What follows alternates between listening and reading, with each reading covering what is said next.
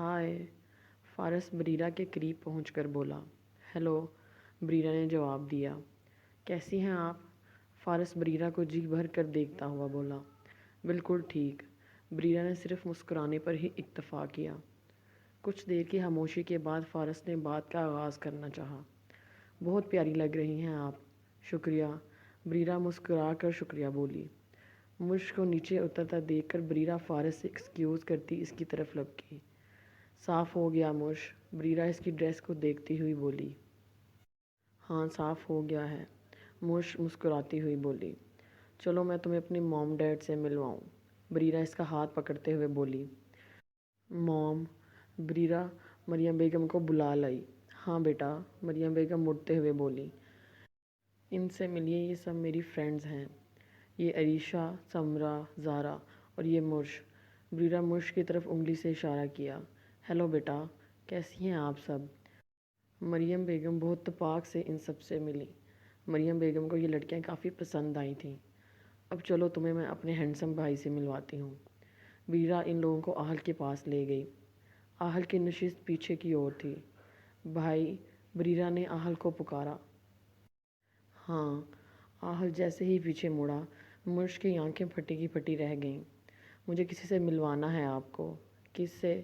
آہل مرش کے چہرے پر نظریں جماتا ہوا بولا۔ اپنی فرینڈ سے، بریرہ چہکتی ہوئی بولی۔ ہاں تو ملواؤ۔ آہل مسکراہٹ معنی خیز تھی۔ سمرہ اور عریشہ کا حال بھی کچھ ایسا ہی تھا۔ ان سے ملیے، یہ میری فرینڈز ہیں۔ باری باری بریرہ نے سب کا تعارف کروایا۔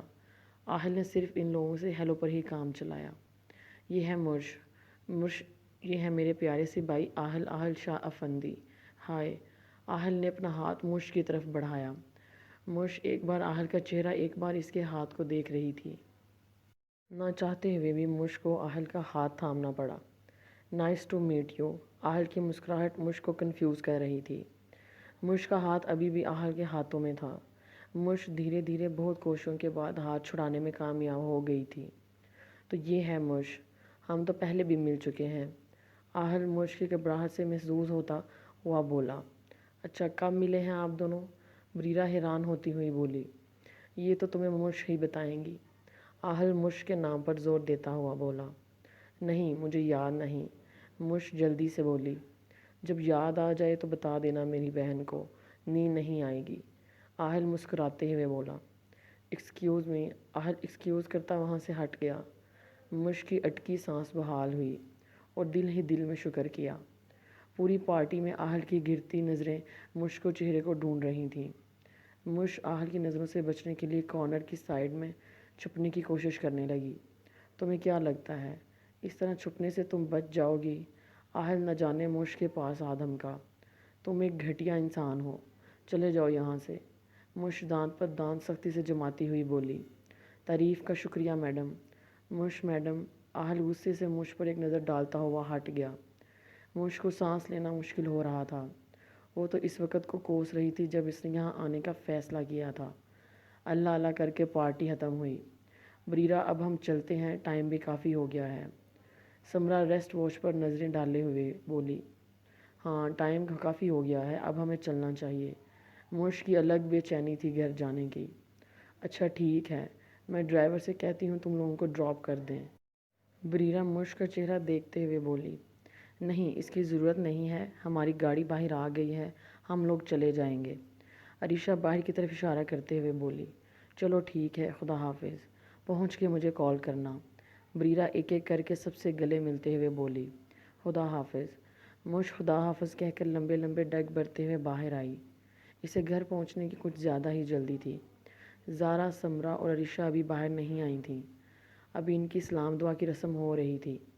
مرش یہاں وہاں نظریں دوڑا رہی تھی گاڑی کی تلاش میں۔ یوں ہی بے خیالی میں اس کی نظر اوپر کی جانب اٹھی۔ آہل دونوں ہاتھوں کے سہارے ریلنگ پر جھکا ہوا تھا، حالانکہ آہل خاص طور سے اسی کا انتظار کر رہا تھا۔ اپنی دو انگلیوں کو آنکھ کے پاس لے جا کر مرش کی طرف کیا، گویا وہ اس کو یقین دلانا چاہ رہا ہو وہ اب مرش کی نظروں کی قید میں ہے۔ اتنے میں گاڑی مرش کے قریب آ چکی تھی۔ مرش ایک لمحہ ضائع کیے بغیر گاڑی میں بیٹھ گئی۔ تب تک وہ تینوں بھی باہر آ چکی تھیں۔ ایک ایک کر کے سب گاڑی میں بیٹھ چکی تھیں۔ گاڑی اب اپنی منزل کے راستے پر چل چکی تھی۔ آہل اب وہاں سے ہٹ چکا تھا، بیڈ پر تھکے ہوئے انداز میں گرا اور آنکھیں بند کر کے الجھی ہوئی گتھی کو سلجھانے لگا۔ اس نے مجھے تھپڑ مارا، زندگی میں پہلی بار کسی نے میرے اوپر ہاتھ اٹھایا، وہ بھی 2 ٹکے کی لڑکی۔ تمہاری بربادی کے دن شروع ہو چکے ہیں مرش، اب میں تمہیں بتاؤں گا گھٹیا انسان ہوتا کیسا ہے۔ آہل کی سوچوں کا مرکز مسلسل مرش ہی تھی۔ مرش، کل تو کالج فنکشن پہ تیاری ہو گئی تمہاری؟ عریشہ مرش کا چہرہ دیکھتے ہوئے بولی۔ ہاں بس ہو ہی گئی ہے، مرش آنکھ بند کیے ہوئے جواب دیا۔ چلو اچھا ہے، عریشہ خوش ہوتے ہوئے بولی۔ گاڑی مرش کے دروازے پر آ کر رکی۔ خدا حافظ، مرش ان لوگوں کو خدا حافظ بولتی اندر چلی گئی۔ ماما میں بہت تھک چکی ہوں، گڈ نائٹ۔ بریرہ مریم بیگم سے گڈ نائٹ بولتی ہوئی اپنے روم میں چلی گئی۔ موبائل ہاتھ میں لیے نہ جانے اسے کس چیز کا انتظار تھا۔ آج تو کوئی میسج نہیں آیا۔ بریرہ بار بار میسج ان باکس کھول کر چیک کر رہی تھی۔ السلام علیکم۔ بریرہ کے ہونٹوں پر بہت ہی خوبصورت مسکراہٹ رنگ گئی۔ وعلیکم السلام۔ بریرہ نے جواب دینے میں ذرا بھی دیر نہیں کی۔ مجھے لگا آج تم میسج نہیں کرو گے۔ بریرہ مسکراتے ہوئے میسج ٹائپ کر کے سینڈ کیا۔ فارس کو میسج کرنا اچھا بھی لگ رہا تھا، لیکن اسے آہل کا بھی ڈر تھا، نہ جانے اس کا ریئیکشن کیا ہوگا جب اسے پتہ چلے گا۔ لیکن جب محبت ہو جائے تو وہ انسان کو نڈر بنا دیتی ہے۔ ایسا ہی کچھ حال فارس کا بھی تھا۔ کیوں تم انتظار کر رہی تھی کیا؟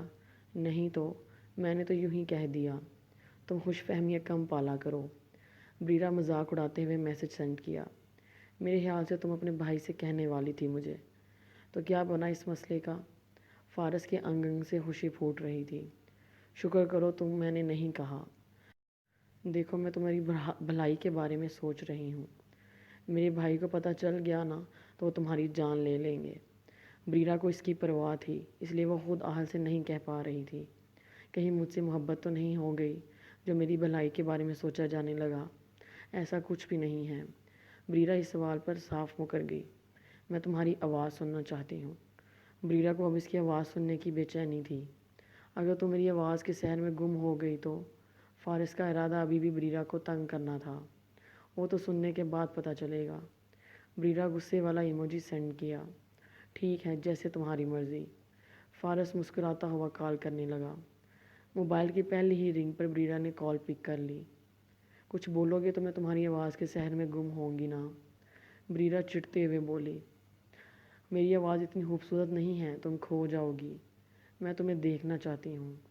بریرہ کی ایک اور ڈیمانڈ بڑھ گئی۔ اتنی جلدی نہیں، پہلے محبت کا آغاز تو ہو جائے، پھر تو دیدار روز ہوگا۔ مجھے تمہاری آواز جانی پہچانی سی لگ رہی ہے۔ بریرہ ذہن پر زور دیتے ہوئے بولی۔ اچھا ٹھیک ہے، تمہیں نیند آ رہی ہوگی، گڈ نائٹ۔ فارس ہڑبڑا کر بولتا ہوا فون کال ڈسکنیکٹ کر دیا۔ بریرہ کی سمجھ سے باہر تھی اس کی حرکت۔ آج تھکن کچھ زیادہ ہی تھی، اس لیے جلد ہی وہ بھی سو گئی۔ بریرہ اگر تم ریڈی ہو تو میں ویٹ کر رہا ہوں، باہر جلدی آؤ۔ آہل موبائل جیب میں ڈالتا ہوا باہر چلا گیا۔ بریرہ 1 منٹ ضائع کیے بغیر باہر آئی۔ آہل پہلے سے ہی اس کے انتظار میں بیٹھا تھا۔ سفر کے دوران آہل اور بریرہ کے بیچ چند باتیں ہوئیں۔ اتنے میں گاڑی کالج پہنچ چکی تھی۔ خدا حافظ بھائی۔ بریرہ خدا حافظ کہتی ہوئی بھیڑ میں غائب ہو گئی۔ آہل کے پاس اتنا وقت نہیں تھا، وہ ایک نظر کالج پر ڈالتا۔ مرش تم بالکل بھی نروس مت ہونا، ہم سب وہاں ہوں گے۔ بریرہ مرش کو حوصلہ دے رہی تھی۔ مرش تم ڈرنا مت، اب ہماری عزت تمہارے ہاتھ میں ہے، زارا مرش کو گلے لگاتے ہوئے بولی۔ تم لوگ دعا کرنا سب اچھا ہو، مرش افسوس سے بولی۔ آج کالج کا فنکشن تھا جس کی تیاریاں بہت دنوں سے چل رہی تھیں۔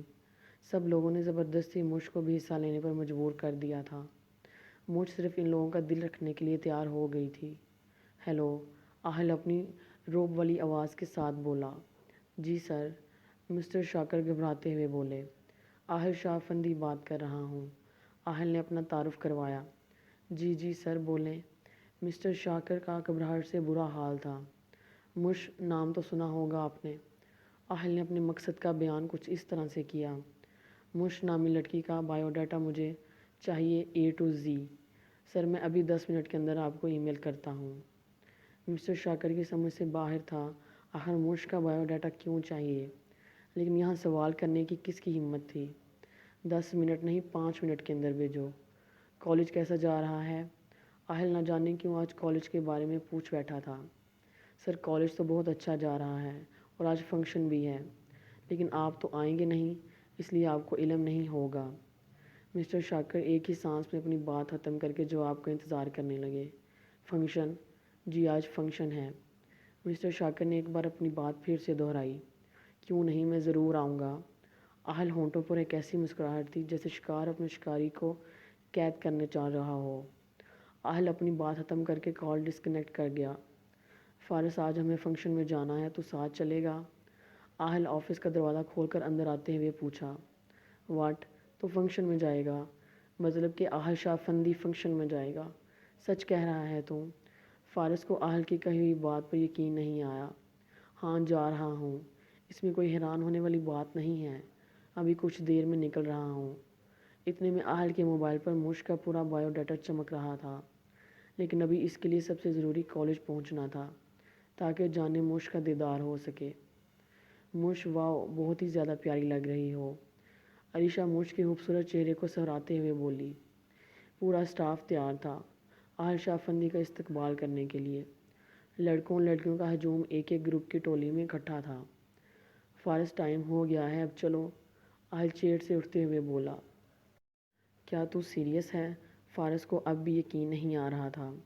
تو جانتا ہے میں اتنا گھٹیا مذاق نہیں کرتا، چلنا ہے تو چل ورنہ میں اکیلے بھی جا سکتا ہوں، آہل چڑے ہوئے انداز میں کہتے ہوئے شرٹ کی آستین فولڈ کرتا ہوا اٹھا۔ چلتا ہوں، غصہ تو نہ کر۔ فارس اب آہل کے ساتھ قدم سے قدم ملاتا ہوا چلنے لگا۔ آہل گاڑی کو گیٹ کے سامنے روکتے ہوئے اترا۔ لوگوں کا ہجوم کافی تھا۔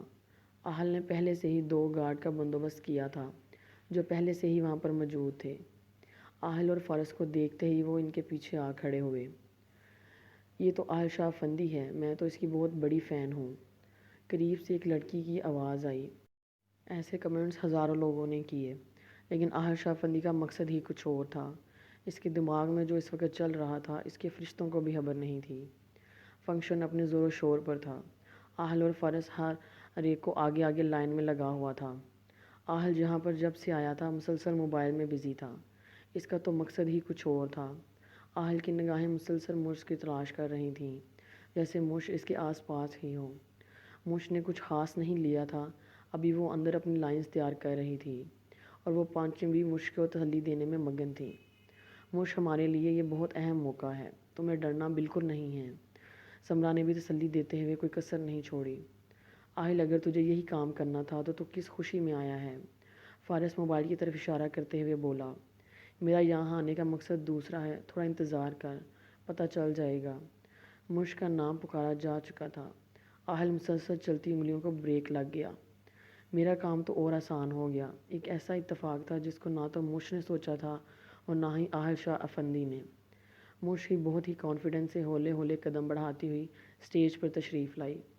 مش کی ہمت نہیں ہو رہی تھی وہ اپنی پلکوں کو اٹھائے سامنے دیکھے، سامنے بیٹھا شخص کون ہے۔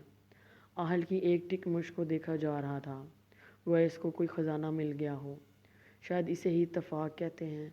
جس شخص کی ہم شکل نہیں دیکھنا چاہتے وہی شخص ہماری نظروں میں بار بار کیوں آتا ہے۔ مش کو کافی دیر سے لگ رہا تھا جیسے وہ کسی کی نظروں کے حصار میں ہے۔ مش نے جیسے ہی پلکیں اٹھائیں اسے لگ رہا تھا جیسے ابھی زمین میں دھنس جائے گی۔ آہل کی مسکراہٹ اور گہری ہو گئی تھی۔ آہل مش کو آنکھ مارتا ہوا پھر سے موبائل میں بزی ہو گیا، حالانکہ اس کا پورا دھیان مش کی طرف تھا۔ مش کی خاموشی سب کو پریشان کر رہی تھی۔ مش اپنے آگے کا سارے الفاظ بھول چکی تھی۔ مش، کمان کمان، مش۔ نیچے کھڑے لوگوں کا شور مش کے کانوں تک پہنچ تو رہا تھا، لیکن مش اس وقت سب سے غافل آہل کا چہرہ دیکھے جا رہی تھی۔ کاش اس وقت زمین پھٹتی اور وہ اس میں سما جاتی۔ مش نے دل سے دعا کی تھی۔ کیا یہاں پر ڈرامہ چل رہا ہے؟ آہل چیئر سے اٹھتے ہوئے مش کے قریب آیا۔ اگر آپ الفاظ کا چناؤ نہیں کر پا رہی ہیں تو اسٹیج پر آنے کی کیا ضرورت تھی؟ مش خاموشی سے آہل کے الفاظ کو سن رہی تھی۔ جب حد ہو گئی تو آہل کو ایک اور موقع مل گیا جس کی تلاش اسے بہت شدت سے تھی۔ کیا بکواس ہے! اگر آپ فالتو ہیں تو ضروری نہیں یہاں پر بیٹھا ہر شخص فارغ ہے۔ منہ میں زبان ہے؟ آہل اپنی سرخ آنکھیں مش کے چہرے پر جماتے ہوئے بولا۔ میں پوچھ رہا ہوں زبان ہے یا نہیں؟ آہل آج پوری تیاری کے ساتھ آیا تھا، حساب چکانے۔ ہاں، مجھ ہکلاتے ہوئے ہاں میں گردن ہلائی۔ مطلب کان نہیں ہیں، جبھی لوگوں کی آواز سنائی نہیں دے رہی ہے۔ آخر اس جیسی لڑکیوں کو سلیکٹ کیوں کیا جاتا ہے جب ہمت ہی نہیں ہے اور ساری لڑکیاں مر گئی ہیں؟ آہل کے غصے سے پورا اسٹاف تھر تھر کانپ رہا تھا، حالانکہ یہ کوئی اتنا غصہ کرنے والی بات نہیں تھی۔ فارس حیرت زدہ آہل کو دیکھ رہا تھا۔ ہو گیا اسے، فارس منہ ہی منہ میں بڑبڑایا۔ ایسا ہی حال نیچے کھڑے نفوس کا تھا۔ بریرہ کو یقین نہیں آ رہا تھا کہ بھائی یہ سب بول رہے ہیں۔ سر مرش بہت اچھی لڑکی ہے۔ سر بعد ابھی کچھ بولے، آہل نے بیچ میں ہی نے ٹوک دیا۔ اچھی کس لحاظ سے اچھی ہیں؟ جب ہمت نہیں ہے تو اسٹیج پر خود کی نمائش کرنے سے بہتر ہے اپنی کلاس تک ہی محدود رہیں۔ آہل کے الفاظ مرش کے دل میں تیر کی طرح چبھ رہے تھے۔ اس کے موٹے موٹے آنسو گالوں پر گر رہے تھے۔ آج کے بعد کسی بھی فنکشن میں اس جیسی لڑکی کو اگر کسی نے سلیکٹ کیا تو ایک ایک کر کے سب کو فارغ کر دوں گا۔ آہل ایک ایک کو وارن کرتا ہوا نیچے اترا۔ لوگ آنکھیں پھاڑے آہل شاہ افندی کو دیکھ رہے تھے، لیکن وہ سب کو اگنور کرتا ہوا باہر کی جانب آیا۔ مرش اپنے آنسو پونچھتے ہوئے اسٹیج سے نیچے اتری۔ اسے آہل شاہ افندی سے بات کرنی تھی۔ مرش دوڑتے ہوئے باہر کی جانب بھاگ کر آئی، جہاں پر آہل ابھی گاڑی کو ان لاک کر رہا تھا۔ تمہاری دشمنی کیا ہے مجھ سے؟ میں نے تمہارا کیا بگاڑا ہے؟ رونے کی وجہ سے مرش کی آواز نکلنی مشکل ہو رہی تھی۔ آہل مرش کی کلائی پکڑ کر کارنر کر کے سائڈ پر لے گیا۔ میں نے تمہارا کیا بگاڑا ہے؟ تمہارے لیے پیسہ غرور صرف پیسے کے بلبوتے پر ہے نا؟ تم بہت پچھتاؤ گے، میں تمہیں چھوڑوں گی نہیں۔ آہل مرش کا ایک ایک لفظ کو بہت غور سے سننے کے بعد مرش کی کمر میں اپنے بازو حائل کیے مرش آہل کے اتنے قریب تھی، آہل شاہ افندی اس کے دل کی دھڑکن کو بظاہر سن سکتا تھا۔ ابتدائی عشق ہے، روتا ہے کیا؟ آگے آگے دیکھیے ہوتا ہے کیا؟ آہل مرش کے آنسوں کو چٹکیوں میں اڑاتے ہوئے یہ شعر پڑھا۔ مرش بری آنکھیں رونے کی وجہ سے سوج گئی تھیں۔ مرش کے آنسو آہل شاہ افندی کو کمزور کر رہے تھے۔ آہل نظریں چراتے ہوئے مرش کو ایک جھٹکے سے چھوڑ دیا۔ دونوں ہاتھوں کو جینس کی جیب میں ڈالے وہ مرش کو ایک ٹک دیکھے جا رہا تھا۔ مرش ہچکیاں اس کے دل میں اتر رہی تھیں۔ خود پر قابو رکھتے ہوئے آہل گاڑی میں آ کر بیٹھ چکا تھا۔ اتنی ہی دیر میں فارس بھی آ چکا تھا۔ فارس تو گاڑی آفس سے منگا لے اور بریرہ کو لے کر گھر پہنچ۔ آہل گاڑی سٹارٹ کر چکا تھا، لیکن بیک مرر سے مرش کو ہی دیکھے جا رہا تھا۔ مرش ابھی بھی اسی طرح بیٹھی ہوئی تھی۔ آہل کے دل کو کچھ ہونے لگا تھا، جیسے وہ پچھتا رہا ہو، لیکن اب سب بیکار تھا۔ آج کے لیے اتنا ہی، آئندہ کے لیے ہمارے ساتھ رہیے گا۔ اللہ حافظ۔